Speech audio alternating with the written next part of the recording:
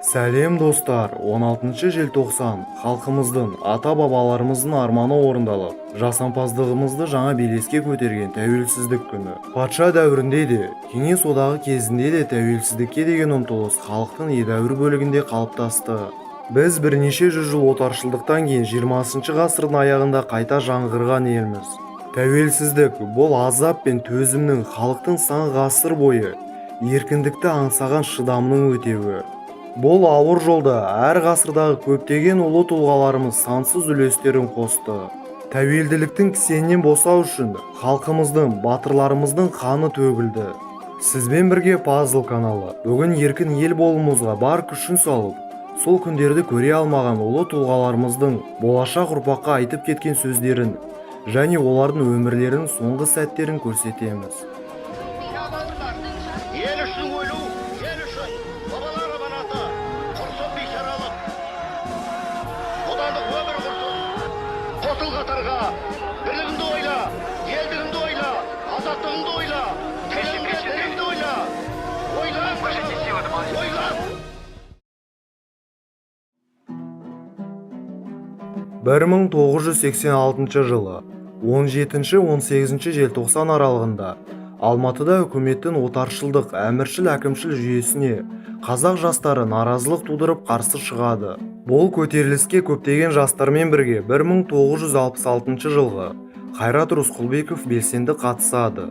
Ал 1987 жылдың қаңтарында ішкі істер органының қызметкерлері Қайратты ұстап түрлі айла шарғыларды қолдана отырып, Савицкийдің өліміне кінәлі етеді. Вы, молодежь, бараны. Еще раз спрашиваю, кто убил Савицкого? Бізге тіл тигізбе. Қаншама ұрып соқсаң да, өтірікті айта алмаймын. Ох ты сволочь! Сол жылдың 16 маусымында Қазақ КСР жоғарғы сот комиссиясы Рысқұлбековты өлім жазасына кеседі. Бұл Юрий Бекер түсірген Қайрат Рысқұлбековтың соңғы суреті. Фотода солдан оңға қарай Түгелбай Тәженов, Жамбылбай Тайжумаев, Қайрат Рысқұлбеков және Қайыргелді Күзембаев. Тура осы сәтте олар өздерінен шығарылған сот үкімін тыңдап тұр. Сот барысында Рысқұлбеков мен алаңға біріншіден елімді, жерімді басындырмаймын деп шықтым. Бірақ ана Савицкийдің өліміне қатысым жоқ. Егер қатысым болса, оны да мойындайтын едім. Жігіттер, мен бүгін алаңға бардым. Онда менттер қазақ қыздарын аяусыз сабап жатыр. Қойыр, қазақ қыздарын аяусыз сабап жатыр ма не? Ертең бізде барайық, қазақ қыздарына көмектесейік. Жігіт біз ғой, барып тұрған ұтты қой, әрине бару. Бір милиционер қазақ қызын шашынан сүйреп бара жатқан көріп, жібер деп айттым, жібермеді. Сонда мен оны ұрдым да қызды ажыратып алдым. Ол міне сот залында отыр. Күнәдан таза басым бар, 21-де жасым бар. Қасқалдақтай қаным бар, боз торғайдай жаным бар. Алам десең алыңдар. Қайрат деген атым бар, қазақ деген затым бар. Еркек тоқты құрбандық, атам десеңдер атыңдар. Бұл жалынды сөздері Қайрат Рысқұлбековтың соңғы сөздері болып шықты. Ату жазасына кесу үкімі шығарылған соң ол Семей түрмесіне жеткізіледі. Сол жерде құпия жағдайда оның өміріне қастандық жасалады. Қайраттың түрмеде қалайша қаза болғаны туралы әлі күнге дейін ешкім нақты жауап бере алмайды. Кейбіреулер ол өз-өзіне қол салды десе, енді біреулері ол тапсырыс бойынша өлтірілген деп айтады. Желтоқсан көтерілісінің бас құрбаны болған Рысқұлбеков еліміз егемендік алғаннан кейін Қазақстан Республикасының жоғарғы сотымен 1992 жылы 21 ақпандағы шешілімі бойынша толықтай ақталады. Тоңдырды мені, тоңдырды сені, желтоқсан желі ызғарлы, солырды гүлді, оңдырды нұрды, көңілде мұңға азалы. Қайрат Рысқұлбеков тірі кезінде Әлихан Бөкейханов және тағы басқа тәуелсіздік жолында мерт болған аталарын құрметтеген. Олар да кезінде саяси қуғын-сүргіннің құрбандарына айналған. Тоталитарлық жүйенің шыжырына байланған неше мың тағдырлар бар. Соның ішінде қазақтың әдебиеті мен мәдениетінің қалыптасуына күш салған Алаш партиясының тұлғалары да кіреді. Әлихан Бөкейханов есімін әр қазақ танитын шығар. Көрнекті қоғам және мемлекет қайраткерін, ұлт азаттық және Алаш қозғалысының жетекшісін, Алаш Орда автономия үкіметінің төрағасын большевиктер туған жерінен алыстатуға асығады. Сталин Әлихан Бөкейхановтың ізіне 1922 жылдан бастап түседі. 1927 жылдың қазан айынан бастап Мәскеуде 10 жыл бойы үйінен жіберілмей, ешкіммен кездестірмей, қапаста ұстап отырылады. Мәскеуден абақтыға бірінен соң бірі түсіп жатқан қазақ зиялыларына елдің игілігі үшін өліп кетсе арман не деген хаттарымен жұбатылып отырған Бөкейханов 1937 жылдың шілдесінде тұтқынға алынады. Әлихан Бөкейханды ату жазасына кескен үкім 1937 жылы 27 қыркүйекте шығарылып, дәл сол күні іске асты. 1989 жылы 14 мамыр күні жоғарғы соттың қаулысы бойынша әрекетінде қылмыс құрамы жоқ болғандықтан толықтай ақталды. Өлім жазасы орындалмай тұрып, мен советтік билікті жақсы көрген емеспін, бірақ мойындадым деп айтып кеткен. Ахмет Байтұрсынов алғашында 1929 жылы НКВД жентектерінің құрлығына алынып, 10 жыл мерзіміне концлагерге кесіледі.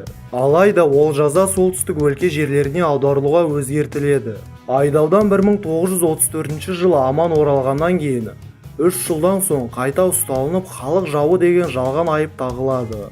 2 айдан соң, яғни 1937 жылдың 8 қазанда өлім жазасына кесіледі. Бірақ 1988 жылы сол советтік соттың өзінің шешімі бойынша айыпсыз болып танылады. Ахмет Байтұрсынов өзінің соңғы сөзінде әдебиетті ешкім мақтан үшін жазбайды, ол мінезден туады, ұлттық қажетті өтейді сөйтіп деп айтып кеткен.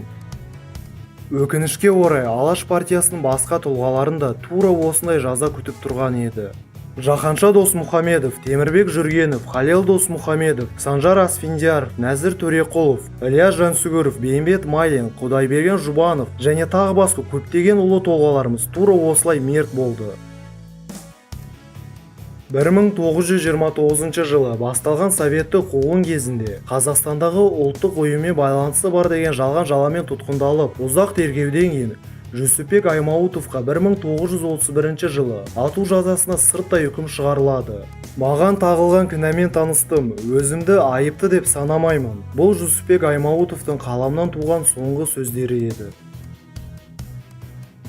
Сәкен Сейфуллин нақақ жолмен 1937 жылдың 24 қаңтарында қамауға алынады. 1938 жылы ұлтшыл буржуа деп айыпталынады. Сол жылдың 25 қаңтарында Алматы НКВД-сінің қабырғаларында атылады. Кейін Сталин өлген соң 1957 жылы ақталған. Сәкен Сейфуллин өзінің соңғы сөздерінде ешқандай қылмыс іс жасаған емеспін, алдын ала жүргізген тергеуде айтылған сөздерді растамаймын деп айтып кеткен. Өлтірілген Әлихан Бөкейханның Ахмет Байтұрсынның басын әкеліп беріңдер, сонда біз де сіздердің генералдарыңыздың сүйегін қайтарамыз деген. 20 ғасырдың алғашқы жартысында Шығыс Түркістанның тәуелсіздігі үшін күрескен ұлт азаттық қозғалыстың көсемі Оспан Батыр Қытай, Кеңес одағы мен Моңғолияның ортасында ешқайсысына бағынбай 10 жылдай соғысып, бүкіл әлемді таң қалдырған. Оспан Батыр ұлт бостандығы үшін ғана емес, дін бостандығы үшін де күресті. Оспан Батыр соғыс арасында да намазын қаза қылмай жүретін шағын жағдайда дереу шешім жасап, жол тапқыш заман ауқымында да түйгіш ерекше ұлтжанды ер болған. Есімі бүкіл әлемге тараған Батыр негізінен коммунизмге қарсы шыққан еді. Сол себептен Қытай мен Кеңес одағынан өз елін аман алып қалайын деді. Оспан Батыр үшін ең керегі ол ұлт бостандығы мен дін еркіндігі еді. Ал бұл құндылықтар коммунизм кезінде іске асуы мүмкін емес. Оспан атамыз азаттық туын алып еркіндік жасаймыз, бізді езген дұшпанның қанын шашамыз, ата-баба ақ туы жауынгерлер қолында, өлсек шейіт, қалсақ қаза, ислам жолында деп ұрандатқан. 1951 жылы Қанабалда қоршалған Оспан Батыр тұтқынды болады. Кейін Үрімжіге жөнелтіліп, Қытай әскерімен жазаға тартылып, солай ұлттың жолында құрбан болады. Оспан Батыр халық арасында жүргізіліп көрсетіледі және 1951 жылдың сәуірдің 29 күннің үкімі бойынша өлім жазасына кесіледі. Жаза орындалмай тұрып, оған өлім алдында тұрсын, бағынып кешірім сұрасаң, қылмысын мойындасаң, тірі қалып Алтай аймағындағы лауазымды қызметке тұрасың деп айтады. Ал Батыр атамыз болса, елім, жерім деп күрестім, енді жауымның алдында берілмеймін, еңсемді түсірмей, қарсы қарап өлсем болғаны, деп жауап береді. Солай Оспан Батыр халық жүрегінде мәңгі дінді және ұлтты қорғаған адам болып қалады. Сондықтан да достар, тәуелсіздік күні ол жай ғана демалыс күндері емес. Тәуелсіздік деген ол Алланың біздің ұрпаққа берген үлкен бақыты және халқымыздың мәңгі құндылығы. Еліміз тәуелсіздікке қолын жеткізу үшін қаншама қиындықтарды басынан өткізді. Енді осы тәуелсіздік күнін қастерлеп, қадірлеп, сүйе білейік. Достар, лайк басуды ұмытпаңыз, өйткені сіздің басқан лайкыңыз біздің еңбегіміздің ақталғанын білдіреді. Сонымен қатар пазл каналына жазылып, не мына жердегі қоңыраушаны бассаңыз, біздің жаңа видеоларымызды ешқашан өткізіп алмайсыз. Басқа YouTube арналарымыз бен Instagram парақшамызға және ВКонтакте тобымызға сілтемелер сипаттамада және бірінші комментарийде міндетті түрде барлық жерге тіркеліп кетіңіз. Бүгінге осы. Пазлға жазыл.